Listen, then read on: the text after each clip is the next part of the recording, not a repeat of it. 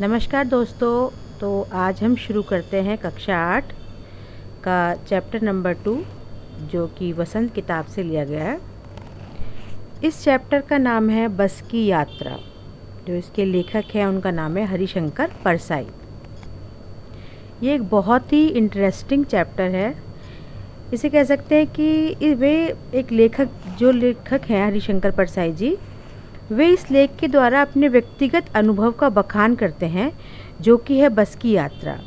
वे एक बार बस के द्वारा अपनी यात्रा करते हैं और किस तरह की परेशानियां इस यात्रा में आती हैं, इन सब का अनुभव इस रचना के द्वारा दर्शाया गया है। एक बार बस से पन्ना को जा रहे थे। बस बहुत ही पुरानी थी, जैसा कि दर्शाया गया है। ये देखिए, बस बहुत ही पुरानी टाइप की लग रही है, जैसा कि हम पिक्चर में देख सकते हैं।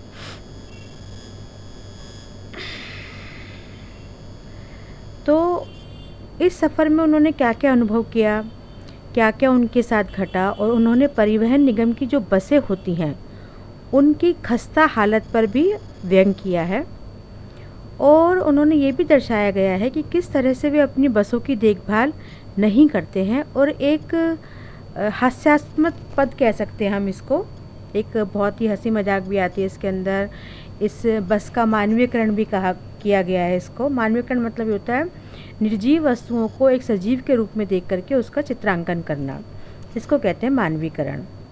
तो इसको पढ़ते हैं तो बहुत सी घटनाएं हास्यास्पद लगती हैं और बहुत ही रोचक हो गई हैं उनकी ये रचना। तो आइए हम भी चलते हैं इस बस की यात्रा में।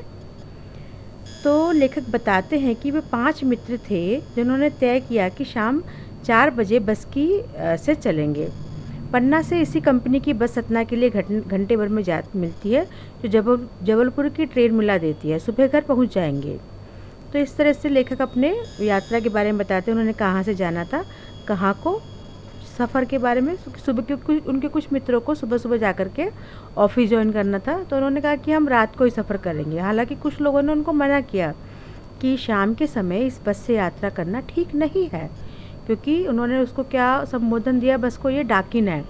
डाकिन तो ऐसा तो नहीं ना बस खा जाएगी, लेकिन उसकी खस्ता हालत को देखकर मतलब वह कुछ भी हो सकता है उनके साथ, है ना। तो इसलिए उन्होंने इस बस को डाकिन का नाम दिया। तो लेकिन जब बस को देखा लेखक ने, तो उनको तो बड़ी श्रद्धा हो गई उस बस के प्रति। श्रद्धा मतलब उनको तो समझ नहीं आया यार ये क्या हो रहा है। खूब वयोवृद्ध, मतलब उसकी हालत इतनी जर्जर अवस्था में हो गई थी कि वो एकदम एजेड सी, सदियों के अनुभव के निशान लिए हुए थी। अब इन सब वाक्यों में लेखक ने बड़ी खूबसूरती से उसका बस का चित्रांकन किया गया है कि उसने बहुत अनुभव ले रखे थे। सदियों के अनुभव कौन लेता है? जो ज़्यादा एजेड होता है, जिसकी एज ज़्यादा होती है। लोग इसलिए इससे सफ़र नहीं करते हैं कि वृद्धावस्था में इसे कष्ट होगा। अब देखिए यहाँ लेखक ने क्या किया है, एक हास्यास्पद बात कह दी है कि क्यों सफ़र नहीं करते हैं इससे, क्योंकि इसको कष्ट होगा। बस को क्या बताया गया है यहाँ पर? वृद्ध बताया गया है। यह बस पूजा के योग्य थी, उस पर सवार कैसे हुआ जा सकता है। तो बस कंपनी के एक हिस्सेदार भी इसी बस में जा रहे थे, पार्टनर जो होते हैं वो भी उसमें बस में जा रहे थे। तो लेखक ने उनसे पूछा, भाई साहब ये बस चलती है? बोला, अरे भाई साहब क्या बात कर रहे हो, क्यों नहीं चलती है, अभी चलेगी। हमने कहा, वही तो हम देखना चाहते हैं, अपने आप चलती है? बिल्कुल जी, अपने आप ही चलती है, देखिए कैसे चलती है, गजब हो गया, ऐसी बस अपने आप चल पड़ती है। उनको मतलब यकीन नहीं हो रहा था, भाई जो इसकी हालत हो रही है बस की, लगता तो नहीं अपने आप चलेगी, धक्का दे के चलानी पड़ेगी। तो हमारे जो मित्र थे डॉक्टर साहब, उन्होंने उसका बस का मुआयना किया, आगे पीछे गए, देखा और कहा, डरो मत, चलो, बस अनुभवी है, नई नवेली बसों से ज़्यादा विश्वसनीय है, हमें बेटों की तरह प्यार से गोद में लेकर चलेगी। अब देखिए लेखक ने बस को क्या बता दिया, अपनी माँ बता दिया। जैसे एक माँ बच्चों की रक्षा करते हुए चलेगी, तो चलते इसे व्यंग कर दिया उन्होंने। हम बैठ गए जी। जो छोड़ने आए थे वे इस तरह देख रहे थे जैसे हमारी अंतिम विदाई दे रहे हैं। बस की हालत देखते भाई इनका मुश्किल है बचना, अब ये घर पहुंच जाए तो बहुत बड़ी बात है। उनकी आंखें कह रही थी, आना जाना तो लगा ही रहता है, आया है सो जाएगा, राजा रंग फ़कीर। आदमी को कुछ करने के लिए एक निमित्त चाहिए, मतलब एक कुछ साधन चाहिए जिसके कुछ भी एक घटना चाहिए, दुर्घटना चाहिए जिससे कि वो आदमी जा सकता है, और तुम्हारे जाने का रीज़न तो ये बस ही होगी। अब थोड़ी देर बाद बस वास्तव में स्टार्ट हो गई। सारी बस ही इंजन है और हम इंजन के भीतर बैठे। हम देखिए, लेखक को लग रहा है कि बस की जो स्थिति थी, जिस तरह से वो चल रही थी, गड़गड़ गड़गड़ की आवाज़ आ रही थी उसमें, कि लग रहा था सारी बस ही इंजन है। जिस तरह से बस के इंजन के चलने पर आवाज़ें आती हैं, तो सारी बस में से आवाज़ें आने लगी। कांच बहुत कम बचे थे, जो बचे थे उनसे हमें बचना था। कितनी खूबसूरती के साथ यहाँ पर लेखक ने वाक्य को बताया है कि कांच बहुत कम बचे थे, मतलब ऑलमोस्ट विंडो के कांच टूट चुके थे, लेकिन जो बचे थे उनसे हमें बचना है। क्यों बचना है? गिर ना जाए, लग ना जाए हमें। हम फ़ौरन खिड़की से दूर सरक गए। इंजन चल रहा था। हमें लग रहा था कि हमारी सीट के नीचे इंजन है। मतलब लेखक एक अलग ही एक्सपीरियंस ले रहा था उस बस में बैठने का, कि चल तो रहा है लेकिन उनको लग रहा था कि बस हमारे ही नीचे इंजन चल रहा है। बस सचमुच चल पड़ी और हमें लगा कि गांधी जी के असहयोग और सविनय अवज्ञा आंदोलन के वक्त अवश्य जवान रही होगी। अब यहाँ पे लेखक ने कहा है कि चल तो रही थी बस, लेकिन जब गांधी जी ने 1930 में उन्होंने सविनय अवज्ञा आंदोलन किया था, तब शायद ये जवान रही होगी। अब तो इसकी हालत बहुत ख़राब हो चुकी है। उसे ट्रेनिंग मिल चुकी थी, हर हिस्सा दूसरे से असहयोग कर रहा था। असहयोग मतलब कोई किसी का साथ नहीं दे रहा था। कुर्सी कहीं जा रही है, स्टीयरिंग कहीं जा रहा है, इंजन कहीं जा रहा है, सब एक दूसरे के साथ क्या कर रहे थे? कोऑपरेट नहीं कर रहे थे, असहयोग कर रहे थे। पूरी बस सविनय अवज्ञा आंदोलन के दौरान से गुजर रही थी। कोई किसी की आज्ञा नहीं मान रहा था, कोई पार्ट कहाँ जा रहा है, कोई पार्ट कहाँ जा रहा है। तो सीट का बॉडी से असहयोग चल रहा था। कभी लगता सीट बॉडी को छोड़कर आगे निकल गई है, कभी लगता कि सीट को छोड़कर बॉडी आगे भागी जा रही है। कितना अच्छा यहाँ पर लेखक ने इन सब चीज़ों का बताया है कि कैसे उस बस की हालत चल रही थी। 8-10 मील चलने पर सारे भेदभाव मिट गए। यह समझ में नहीं आता था कि सीट पर हम बैठे हैं या सीट हम पर बैठी है। थोड़ी देर बाद क्या हुआ कि समझ में नहीं आ रहा था कि कौन किसके ऊपर बैठा है। मतलब बस की हालत को देख करके कुछ एहसास ही नहीं हो पा रहा था, बस चल भी रही है कि नहीं चल रही है, हम बैठे हैं कि सीट पर हम बैठे हैं कि बस हमारे ऊपर बैठी है। बस चलता जा रहा है। एक आग साहब क्या हुआ, बस रुक गई। मालूम हुआ कि पेट्रोल की टंकी में छेद हो गया है। ड्राइवर ने बाल्टी में पेट्रोल निकालकर उसे बगल में रखा और नली डालकर इंजन में भेजने लगा। अब देखिए, बस की हालत इतनी ख़राब हो चुकी थी कि पेट्रोल किस तरह से डाला जा रहा था, उसके अंदर पाइप के जरिए पेट्रोल इंजन में डाला जा रहा था। नली ली गई और नली से इंजन में डाला जा रहा था।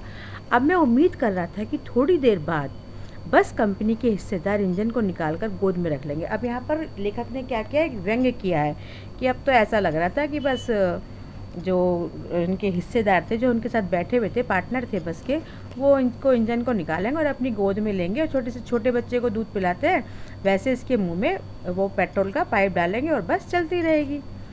यहाँ पर क्या किया है लेखक ने, एक व्यंग्य किया है ना।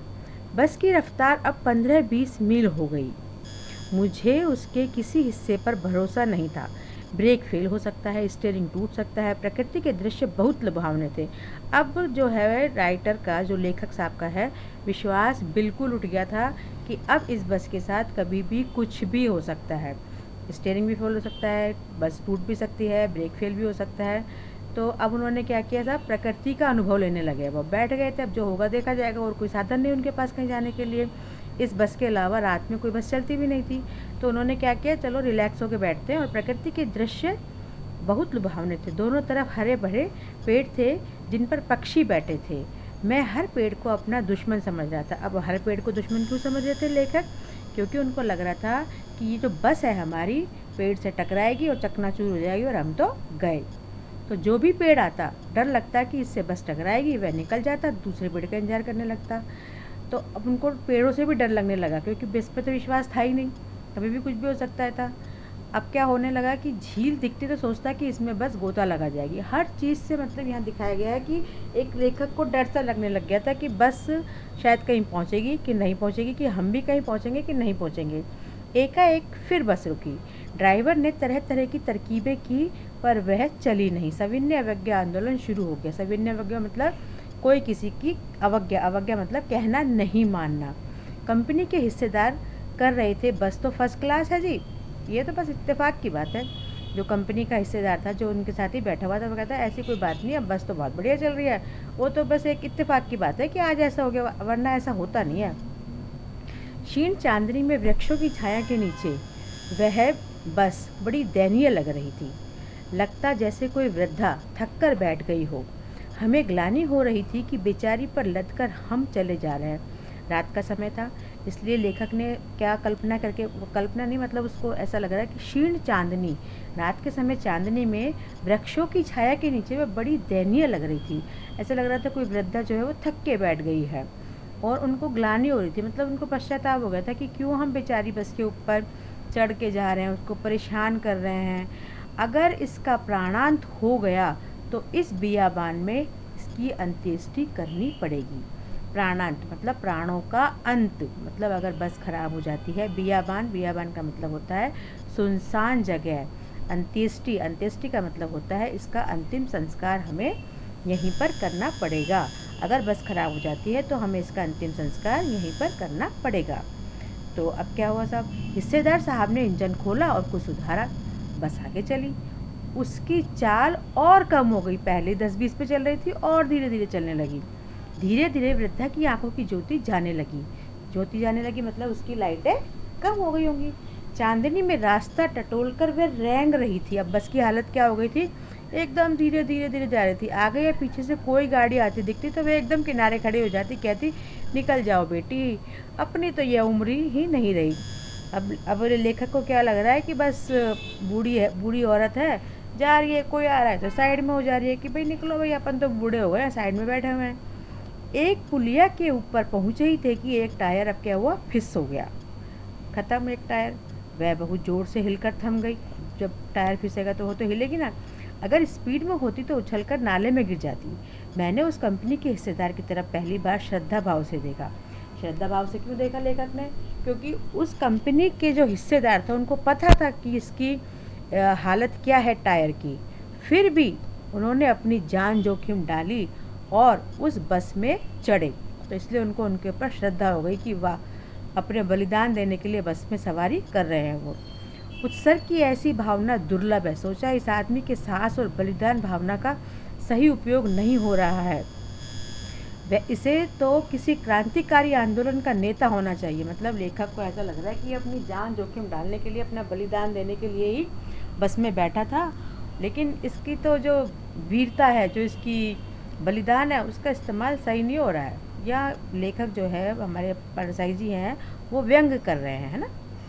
अगर बस नाले में गिर पड़ती, हम सब मर जाते तो देवता बाहें पसारे उसका इंतज़ार करते कहते वह महान आदमी आ रहा है जिसने एक टायर के लिए प्राण दे दिए, मर गया पर टायर नहीं बदला। यहाँ बहुत अच्छा व्यंग किया गया है उनके ऊपर कि वो कहते हैं कि अगर मर जाता है ना तो उसका इंतज़ार कर रहे होते यमराज जी, आओ साहब आओ, यही वो महान आदमी है जिसने एक टायर के लिए अपने प्राण बलिदान कर दिया। अब क्या हुआ, दूसरा घिसा टायर लगाकर बस फिर चल भी नहीं। अभी भी नया टायर नहीं लगाया है, जो पुराना घिसा हुआ टायर था उसको कैसे कैसे करके बस को फिर से चला दिया गया। अब हमने वक्त पर पन्ना पहुंचने की उम्मीद छोड़ दी। अब बस की जब ऐसी स्थिति हो जाएगी तो बंदा कहीं पर भी कभी भी पहुंचने की उम्मीद छोड़ ही देगा ना। पन्ना कभी भी पहुंचने की उम्मीद छोड़ दी थी, पन्ना क्या, कहीं भी कभी भी पहुंचने की उम्मीद छोड़ दी थी। लगता था जिंदगी इसी बस में गुजारनी है और इससे सीधे उस लोक को प्रयाण कर जाना। मतलब अब यहाँ लेखक बिल्कुल वो हो गया, उन्होंने आशा छोड़ दी है कि अब हम कभी किसी मंजिल पर पहुँचेंगे। लग रहा था अब बस पूरा जीवन इसी बस में गुजारना है और हो सकता है कि हम कहीं भी पहुँचे ना और सीधे ही दूसरे लोक को प्रयाण करें। इस पृथ्वी पर उसकी कोई मंजिल नहीं है। हमारी बेताबी, तनाव खत्म हो गए। हम बड़े इत्मीनान से घर की तरफ बैठ गए। अब उनको कोई चिंता नहीं थी, बस का टायर टूट रहा है, स्टीयरिंग जा रहा है, चल रही है, बस नहीं चल रही है, क्योंकि उनको लग रहा था अब तो सब खत्म ही हो गया है। तो बड़े आराम से बैठ गए घर की तरफ और तनाव ख़त्म हो गया। हम बड़े इत्मीनान से घर की तरफ बैठ गए। चिंता जारी रही, हंसी मजाक चालू हुई। तो ज़िंदगी में कई बार ऐसी स्टेज आती है कि हमारे हाथ में कुछ भी नहीं होता है, तो हम क्या करते हैं, बेफिक्र हो जाते हैं कि अब जो होएगा देखा जाएगा, और हमारी जो नज़रिया है वो व्यंग्यात्मक हो जाता है। तनाव को छोड़ कर के हमें जीवन को एंजॉय कर लेना चाहिए। उस स्थिति में जब हमारे हाथ में कुछ चीज़ें नहीं हो तो उनको समय के हिसाब से छोड़ देना चाहिए। उन चीज़ों पर परेशान होने की बजाय आशावादी सोच रखते हुए ज़िंदगी का जिस स्थिति में जहाँ पर भी है एंजॉय करना चाहिए। तो ये थी हमारी आज की कहानी, बस की यात्रा। Thank you.